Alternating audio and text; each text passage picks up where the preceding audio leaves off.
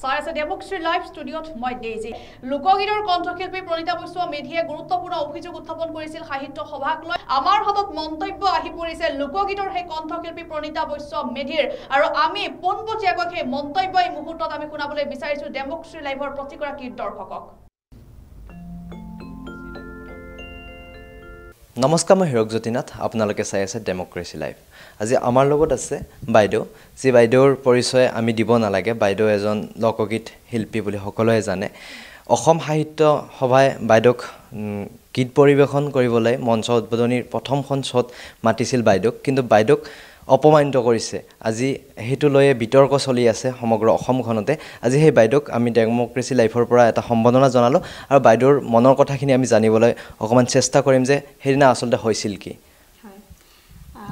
পাঠশালা আসলতে অসম সাহিত্য সভাৰ সেই পাঠশালা বজালিত মোক গীত পৰিবেশন কৰাৰ কাৰণে তেওঁলোকে মোক নিমন্ত্ৰণ কৰিছিলে তেওঁলোকে আসলতে মই খুব আনন্দিত হৈছিলোঁ অসম সাহিত্য সভাৰ অনুষ্ঠানটো আমাৰ নিজৰ অনুষ্ঠান